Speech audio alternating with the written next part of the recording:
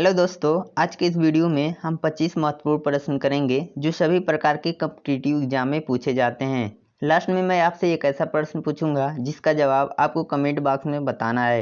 यदि आपको किसी भी प्रश्न का उत्तर पता है तो आप हमें कमेंट बॉक्स में ज़रूर बताएं, और आप चाहते हैं कि अधिक समय मिले तो आप वीडियो को रोक सकते हैं। तो आइए शुरू करते हैं। वर्तमान समय में भारत में कुल कितने उच्च न्यायालय हैं? तो इसका सही जवाब होगा ऑप्शन बी 25 उच्च न्यायालय हैं। चलिए अगला प्रश्न देखते हैं। राज्यसभा के सदस्यों का कार्यकाल कितने वर्षों का होता है? तो इसका सही जवाब होगा ऑप्शन सी 6 वर्ष का। अगला प्रश्न देखते हैं। हाफमैन कप किस खेल से संबंधित है? तो इसका सही जवाब होगा ऑप्शन डी बैडमिंटन से। चलिए अगला प्रश्न देखते हैं क्या है। फतेहपुर सीकरी का निर्माण किसने करवाया था? तो इसका सही जवाब होगा अकबर ने करवाया था। ऑप्शन सी इसका सही जवाब है। जब गुजरात पर विजय पाने के बाद वापस आया था अकबर ने, तो इसका निर्माण करवाया था। चलिए अगला प्रश्न देखते हैं। जहांगीर के दरबार में पक्षियों के चित्र बनाने वाला महान चित्रकार कौन था? तो इसका सही जवाब होगा ऑप्शन बी मंसूर।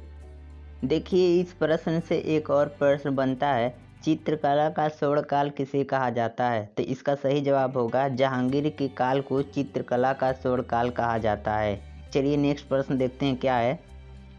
टीबी की रोकथाम के लिए कौन सा टीका लगाया जाता है? तो इसका सही जवाब होगा ऑप्शन डी बीसीजी का टीका लगाया जाता है। अगला प्रश्न देखते हैं। प्लासी के युद्ध के समय बंगाल का नवाब कौन था? तो इसका सही जवाब होगा सिराजुद्दौला। देखिए प्लासी का युद्ध 23 जून 1757 को लड़ा गया था, जिसमें अंग्रेजों ने सिराजुद्दौला को हरा दिया था। अगला प्रश्न देखते हैं। पेरियार राष्ट्रीय उद्यान किस जानवर के लिए प्रसिद्ध है? तो इसका सही जवाब होगा ऑप्शन सी हाथी के लिए प्रसिद्ध है। देखिए पेरियार जो है ये केरला में है। अगला प्रश्न देखते हैं। गरसोप्पा जलप्रपात किस राज्य में स्थित है? तो इसका सही जवाब होगा ऑप्शन ए कर्नाटक में स्थित है। देखिए गरसोप्पा जलप्रपात शरावती नदी पर स्थित है। अगला प्रश्न देखते हैं। मनुष्य के शरीर में इंसुलिन का स्रोत कहाँ से होता है? तो इसका सही जवाब होगा ऑप्शन बी अग्नाशय से। देखिए मनुष्य को ऊर्जावान रहने के लिए इंसुलिन का होना आवश्यक है। अगला प्रश्न देखते हैं। गुजरात की जीवन रेखा किस नदी को कहा जाता है? तो इसका सही जवाब होगा ऑप्शन डी नर्मदा नदी को गुजरात की जीवन रेखा कहा जाता है। अगला प्रश्न देखते हैं। निम्न में से कौन एक कार्यरत व्यक्ति संसद के सदस्य नहीं होते हुए भी संसद की कार्यवाही में भाग ले सकता है? तो इसका सही जवाब होगा ऑप्शन बी महान्यायवादी। चलिए अगला प्रश्न देखते हैं क्या है। मानव शरीर का ब्लड बैंक किसे कहा जाता है? तो इसका सही जवाब होगा ऑप्शन बी प्लीहा को मानव शरीर का ब्लड बैंक कहा जाता है। चलिए अगला प्रश्न देखते हैं। भारत की सबसे चौड़ी नदी कौन सी है? तो इसका सही जवाब होगा ऑप्शन सी ब्रह्मपुत्र है। यहाँ से और भी क्वेश्चन बनते हैं। भारत की सबसे लंबी सहायक नदी कौन सी है? तो इसका सही जवाब होगा गंगा, और यमुना गंगा की सहायक नदी है। चलिए अगला प्रश्न देखते हैं। अंतर्राष्ट्रीय मजदूर दिवस कब मनाया जाता है? तो इसका सही जवाब होगा ऑप्शन ए 1 मई को अंतर्राष्ट्रीय मजदूर दिवस मनाया जाता है। 8 मई को रेड क्रॉस दिवस मनाया जाता है, और 3 मई को विश्व प्रेस स्वतंत्रता दिवस मनाया जाता है, और 21 मई को आतंकवाद विरोधी दिवस मनाया जाता है।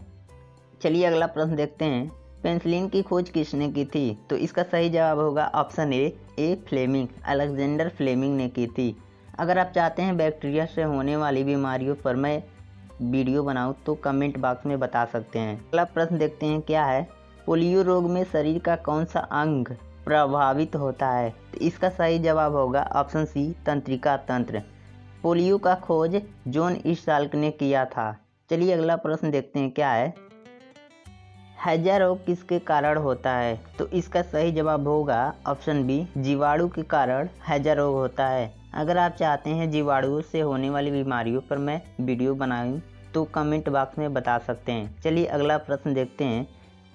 संविधान के किस अनुच्छेद का संबंध संविधान शोधन से है? तो इसका सही जवाब होगा ऑप्शन बी अनुच्छेद 368, और इसको भाग 20 में रखा गया है। अगला प्रश्न है। चाय की खेती के लिए उपयुक्त मिट्टी कौन सी है? तो इसका सही जवाब होगा ऑप्शन बी, लाल मिट्टी। देखिए, लाल मिट्टी में एल्युमिनियम और आयरन जैसे तत्व अधिक मात्रा में पाए जाते हैं। अगला प्रश्न है, स्वतंत्रता प्राप्ति के समय भारतीय राष्ट्रीय कांग्रेस के अध्यक्ष कौन थे? तो इसका सही जवाब होगा ऑप्शन सी, JB कृपलानी। अगला प्रश्न है, भारत की 22 राजकीय भाषाओं को किस अनुसूची में रखा गया है? तो इसका सही जवाब होगा ऑप्शन बी, 8वीं अनुसूची में रखा गया है। चलिए अगला प्रश्न देखते हैं, सत्यार्थ प्रकाशन के लेखक कौन थे? तो इसका सही जवाब है ऑप्शन ए, स्वामी दयानंद सरस्वती। इन पर अन्य महत्वपूर्ण प्रश्न बनते हैं, जैसे कि इनका स्वामी दयानंद सरस्वती का मूल नाम क्या था? तो शंकर है। इन्होंने नारा दिया था वेदों की ओर चलो, और 1875 में आर्य समाज की स्थापना इन्होंने की थी।